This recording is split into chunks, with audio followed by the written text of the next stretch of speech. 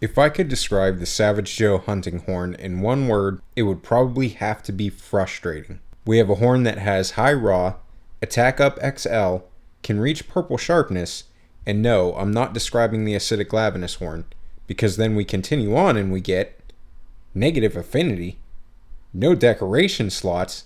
I tried and tried and tried to find a surefire set to make this horn work consistently, but I just couldn't. And by work, I mean putting it in the top tier of hunting horns. But let's take a look at the stats and songs and see what we're working with. We start off great with a nice high 1176 raw, but hang on to your hats because it's going to be a bumpy ride. We get to sharpness and you get a chunk of white and can get to purple with level 3 handicraft. A solid 330 of dragon element and no decoration slot, which will come back to haunt us. That's alright. We covered everything. Oh, wait. How could I forget the giant tumor of negative 30% affinity that was slapped on this thing? The song list is where we start to get back into good graces with Attack Up XL and Impact Wave, which along with Self-Improvement are pretty much the only songs you'll be playing. But if you're looking for some utility, you also have Defense Up, Wind Pressure Negated, and Max Stam splashed in there. Affinity in Iceborne became even more important in builds. So in saying that, this negative 30% affinity is even more of a hindrance than it looks like at glance. It's almost as if Capcom wanted this to be such a tease for us, so we would have this great riddle to come together as a community and solve.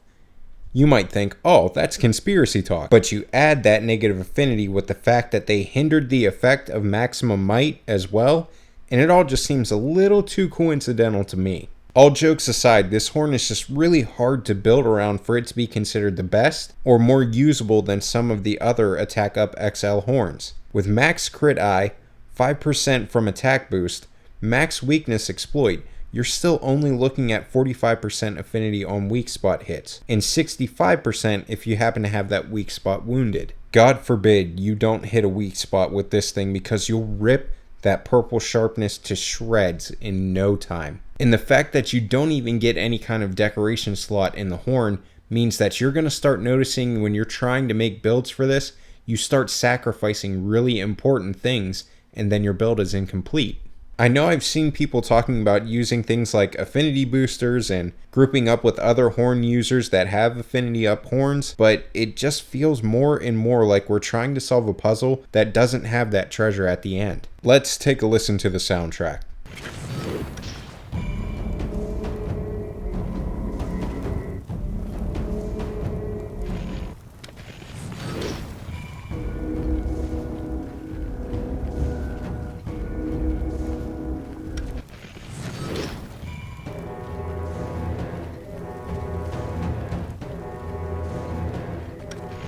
I absolutely love the soundtrack and it's one of my favorites. If you look back at my critique of other soundtracks, it's the fact that they throw in too much and there's just way too much going on. With this soundtrack, the horns shine and they shine alone in a minimalist but powerful kind of way. Should you build this infuriating horn? I would say yeah. It looks super dope, sounds badass, and can still take on whatever monster you need to take down. But it's definitely not something you need to make. If you're looking to craft this to do insane damage numbers, then you need to look toward the Rasping Ballad.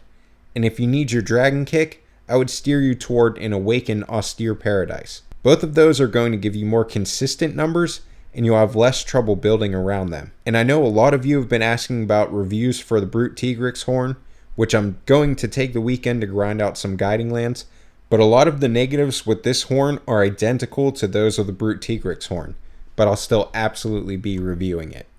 That's going to be it for this one, guys. I want to firstly thank you guys so much for your continued support, and we just passed the 500 subs mark. This journey started a little over a month ago with me telling people why I made the hunting horn, and you guys have successfully turned me into a content machine that loves to interact and discuss with you each and every video I put out. From the bottom of my heart, I truly appreciate you guys giving a cripple like myself something to look forward to and be passionate about each day. If you liked the video, please do let me know with a thumbs up. Comment down below what horn you'd like to see me do next, and let me know your thoughts on the Savage Joe horn. If you have builds you'd like to share specifically for this horn, do so as well. Subscribe if you haven't already for more Iceborne and hunting horn content. Have a good night and happy hunting.